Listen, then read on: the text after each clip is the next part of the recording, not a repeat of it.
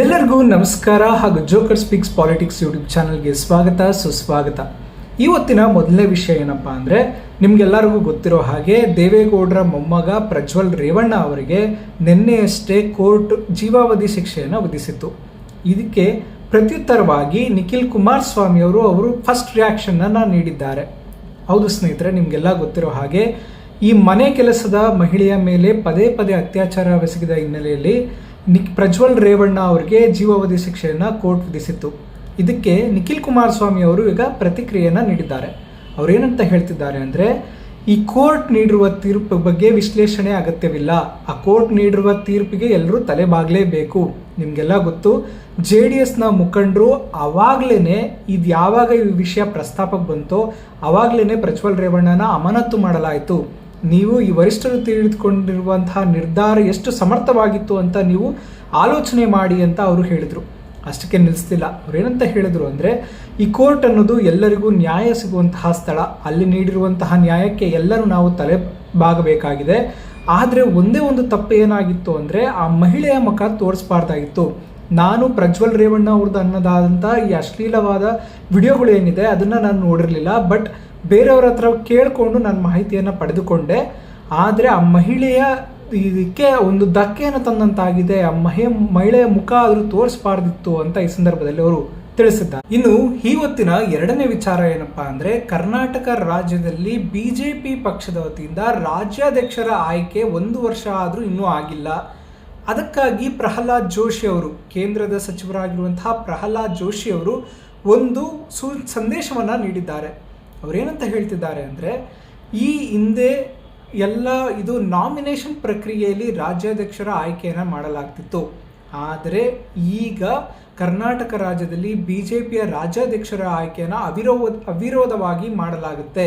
ಯಾವುದೇ ನಾಮಿನೇಷನ್ ಪ್ರಕ್ರಿಯೆ ಇರೋದಿಲ್ಲ, ಯಾವುದೇ ಎಲೆಕ್ಷನ್ ಇರೋದಿಲ್ಲ ಅಂತ ಅವರು ತಿಳಿಸಿದ್ದಾರೆ.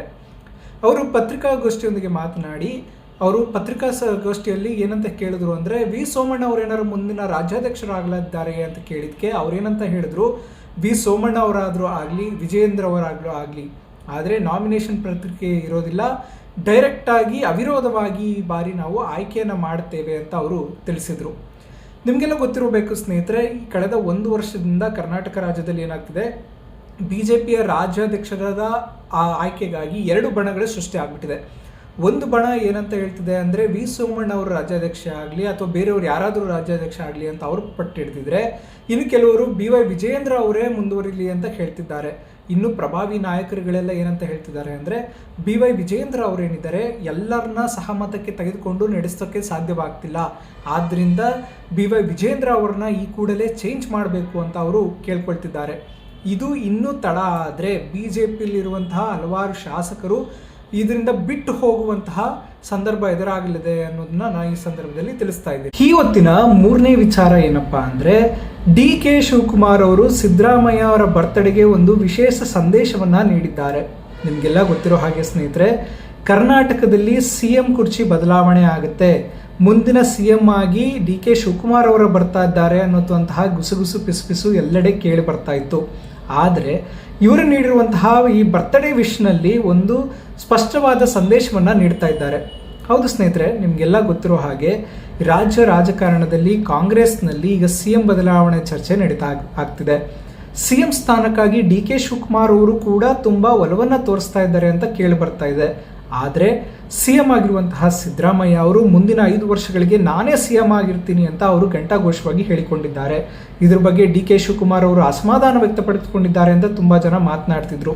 ಆದರೆ ಅವರು ಬರ್ತ್ಡೇ ವಿಶ್ನಲ್ಲಿ ಏನಂತ ವಿಶ್ ಮಾಡಿದ್ದಾರೆ ಅಂದರೆ, ಸಿದ್ದರಾಮಯ್ಯ ಅವರೇ, ನಿಮ್ಮ ಕಲ್ಯಾಣ ಕರ್ನಾಟಕ ಯೋಜನೆಗಾಗಿ ನಮ್ಮ ಕೈ ಸದಾ ಇದೇ ರೀತಿ ಇರುತ್ತೆ ಅನ್ನೋದ್ರ ಮೂಲಕ ಎಲ್ಲ ಊಹಾಪೋಹಗಳು ಒಂದು ತೆರೆ ಕಂಡಿದ್ದಾರೆ ಅಂದರೆ ತಪ್ಪಾಗೋದಿಲ್ಲ. ಅವ್ರು ಏನಂತ ಹೇಳ್ತಿದ್ದಾರೆ ಅಂದರೆ, ನಿಮ್ಮ ಜೊತೆ ನಾವು ನಿಲ್ತೀವಿ, ಅಂದರೆ 5 ವರ್ಷಗಳವರೆಗೂ ಕೂಡ ನೀವು CM ಸೀಟ್ನಲ್ಲೇ ಇರಿ, ನಾವು ನಿಮಗೆ ಜೊತೆಯಾಗಿರ್ತೀವಿ ಅನ್ನುವಂತಹ ಸ್ಪಷ್ಟವಾದ ಸಂದೇಶವನ್ನು ಎಲ್ಲ ಜನಗಳಿಗೂ ಅವರು ನೀಡಲು ಇಷ್ಟಪಡುತ್ತಿದ್ದಾರೆ ಸ್ನೇಹಿತರೆ. ಇನ್ನು ಇವತ್ತಿನ 4ನೇ ವಿಚಾರ ಏನಪ್ಪಾ ಅಂದರೆ, ನಮ್ಮ CM ಸಿದ್ದರಾಮಯ್ಯ ಅವರಿಗೆ ತಮಿಳುನಾಡಿನ CM ಆಗಿರುವಂತಹ MK ಸ್ಟಾಲಿನ್ ಅವರು ವಿಶ್ ಮಾಡಿದ್ದಾರೆ. ಅದು ಅಲ್ಲದೆ ಅವರು ಕನ್ನಡದಲ್ಲಿ ವಿಶ್ ಮಾಡಿದ್ದಾರೆ. ಹೌದು ಸ್ನೇಹಿತರೆ, ಭಾಷೆ ಆಗಿರ್ಬೋದು, ಜಲ ಆಗಿರ್ಬೋದು, ಇದ್ರ ನಡುವೆ ಯಾವಾಗಲೂ ಕರ್ನಾಟಕ ಹಾಗೂ ತಮಿಳುನಾಡಿನ ವಿರುದ್ಧ ಪೈಪೋಟಿ ನಡೀತಾನೆ ಇರುತ್ತೆ, ಜಗಳಗಳು ನಡೀತಾನೆ ಇರುತ್ತೆ. ಆದರೂ ಸಹ ತಮಿಳುನಾಡಿನ CM ಆಗಿರುವಂತಹ MK ಸ್ಟಾಲಿನ್ ಅವರು CM ಸಿದ್ದರಾಮಯ್ಯ ಅವರಿಗೆ ಕನ್ನಡದಲ್ಲಿ ಟ್ವೀಟ್ ಮಾಡುವ ಮೂಲಕ ಬರ್ತ್ಡೇಯ ವಿಶಸ್ನ ತಿಳಿಸಿದ್ದಾರೆ. ಅವರೇನಂತ ಹೇಳ್ತಿದ್ದಾರೆ ಅಂದರೆ, ಹುಟ್ಟುಹಬ್ಬದ ಶುಭಾಶಯಗಳು ಶ್ರೀ ಸಿದ್ದರಾಮಯ್ಯ ಸರ್ ಅವರೇ. ನೀವು ಕರ್ನಾಟಕ ರಾಜ್ಯದ ಜನರಿಗಾಗಿ ಮಾಡುತ್ತಿರುವಂತಹ ಒಳ್ಳೆಯ ಕೆಲಸಗಳು ಹೀಗೆ ಮುಂದುವರಿಯಲಿ ಅಂತ ಅವರು ತಮ್ಮ ಟ್ವೀಟ್ನಲ್ಲಿ ತಿಳಿಸಿದ್ದಾರೆ. ಸ್ನೇಹಿತರೆ, ಭಾಷೆ ಯಾವುದೇ ಆಗಿರ್ಬೋದು, ಆದರೆ ವ್ಯಕ್ತಿತ್ವಕ್ಕೆ ನಾವು ಗೌರವವನ್ನು ಕೊಡಬೇಕು ಅನ್ನೋದನ್ನು ಈ ಸಂದರ್ಭದಲ್ಲಿ ನಾವು ಎಲ್ಲರೂ ತಿಳಿದುಕೊಳ್ಬೋದಾಗಿದೆ. MK ಸ್ಟಾಲಿನ್ ಅವರು ತಮಿಳುನಾಡಿನ CM ಆದರೂ ಕೂಡ ಕರ್ನಾಟಕದ CM ಆದ CM ಸಿದ್ದರಾಮಯ್ಯ ಅವರಿಗೆ ಬರ್ತ್ಡೇಯ ಶುಭಾಶಯಗಳನ್ನ ಕನ್ನಡದಲ್ಲಿ ನೀಡಿದ್ದು ಹಲವಾರು ಕನ್ನಡಾಭಿಮಾನಿಗಳಿಗೆ ಮೆಚ್ಚುಗೆಯನ್ನು ವ್ಯಕ್ತಪಡಿಸಿಕೊಂಡಿದ್ದಾರೆ. ಇನ್ನು ಇವತ್ತಿನ ಕೊನೆಯ ವಿಚಾರ ಏನಪ್ಪಾ ಅಂದರೆ, ಮಳವಳ್ಳಿಯ ಶಾಸಕರಾದ ನರೇಂದ್ರ ಸ್ವಾಮಿ ಅವರು ಮೊನ್ನೆಯಷ್ಟೇ ಮಂಡ್ಯದಲ್ಲಿ ನಡೆದಂತಹ ಒಂದು ಸಭೆಯಲ್ಲಿ ಸಚಿವ ಚಲುವರಾಯಸ್ವಾಮಿ ಅವರ ಅಧ್ಯಕ್ಷತೆಯಲ್ಲಿ ನಡೆದಂತಹ ಒಂದು ಸಭೆಯಲ್ಲಿ ಒಂದು ವಿಷಯವನ್ನ ಪ್ರಸ್ತಾಪವನ್ನು ಮಾಡಿದ್ದಾರೆ.